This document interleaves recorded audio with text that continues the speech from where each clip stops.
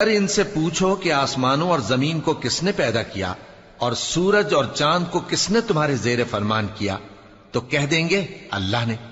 تو پھر یہ کہاں الٹے جا رہے ہیں؟ اللہ ہی اپنے بندوں میں سے جس کے لیے چاہتا ہے روزی فراخ کر دیتا ہے اور جس کے لیے چاہتا ہے تنگ کر دیتا ہے۔ بے شک اللہ ہر چیز سے واقف ہے۔ اور اگر تم ان سے پوچھو کہ آسمان سے پانی کس نے برسایا پھر اس سے زمین کو اس کے مرنے کے بعد کس نے زندہ کیا تو کہہ دیں گے کہ اللہ نے۔ کہہ دو کہ اللہ کا شکر ہے، لیکن ان میں اکثر نہیں سمجھتے۔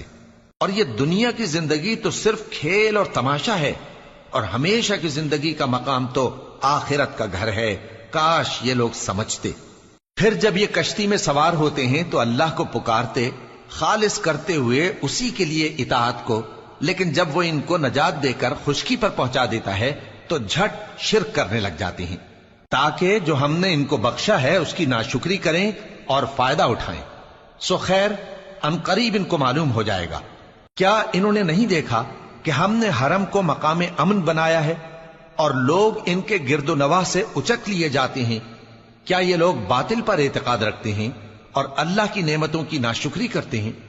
اور اس سے بڑا ظالم کون جو اللہ پر جھوٹ بہتان باندھے یا جب حق بات اس کے پاس آئے تو اس کی تکذیب کرے؟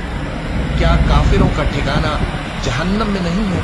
اور جن لوگوں نے ہمارے راستے میں محنت کی ہم ان کو ضرور اپنے رستوں پر چلا دیں گے، اور اللہ تو نیکوکاروں کے ساتھ ہے۔ شروع اللہ کا نام لے کر جو بڑا مہربان نہایت رحم والا ہے۔ الف لام میم۔ اہل روم مغلوب ہو گئے نزدیک کے ملک میں، اور وہ مغلوب ہونے کے بعد عنقریب غالب آ جائیں گے چند ہی سال میں۔ پہلے بھی اور بعد میں بھی اللہ ہی کا حکم ہے، اور اس روز مومن خوش ہو جائیں گے، یعنی اللہ کی مدد سے وہ جسے چاہتا ہے مدد دیتا ہے، اور وہی تو غالب ہے، بڑا مہربان ہے۔ یہ اللہ کا وعدہ ہے۔ اللہ اپنے وعدے کے خلاف نہیں کرتا، لیکن اکثر لوگ نہیں جانتے۔ یہ لوگ دنیا کی ظاہری زندگی کو جانتے ہیں اور آخرت کی طرف سے غافل ہیں۔